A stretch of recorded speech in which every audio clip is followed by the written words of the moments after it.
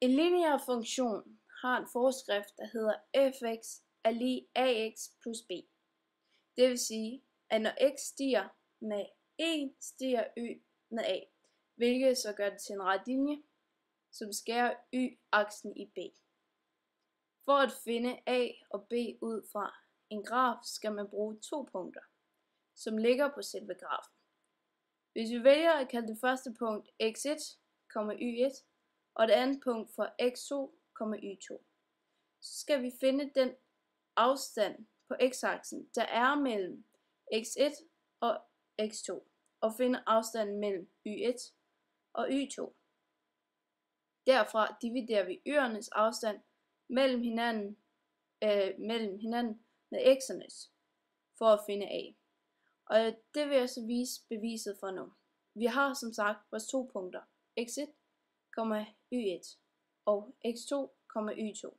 Derfor bruger vi den lineære funktion fx er lig a gange x plus b og laver 2 ligninger. En ud fra hver punkt, hvor punkterne bliver sat ind i ligningen.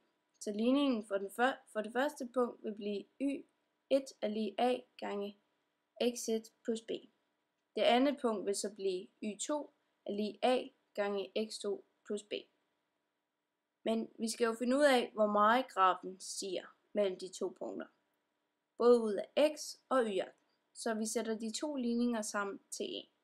Så det bliver y2 minus y1 er lig a gange x2 plus b i parentes minus a gange x1 plus b i parentes.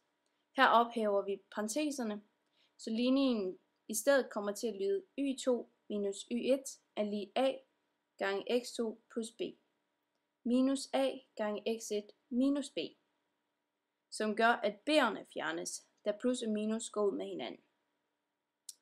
Så nu hedder ligningen så y2 minus y1 er lig a gange x2 minus a gange x1.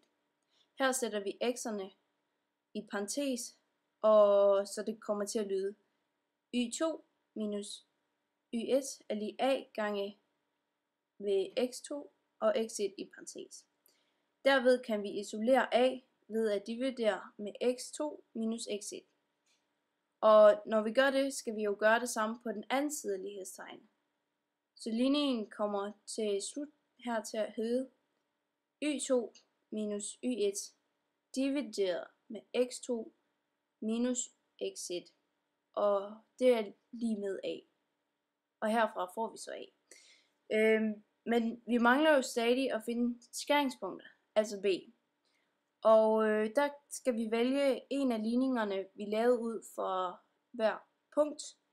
Jeg har nu taget y2 er lig a gange x2 plus b. Jeg kunne også have valgt den anden, det er fuldstændig lige meget her. I ligningen vil jeg isolere b, for det er den værdi, jeg ønsker at vide. Og det gør jeg ved at fjerne a gange x2 via minus. Og da man jo skal gøre det samme på begge sider af lighedstegn, minuser jeg a gange x2 på den anden side af lighedstegn. Så ligningen kommer til at hedde x2 minus a gange x2 er lig b. Og på den måde har vi så fundet b.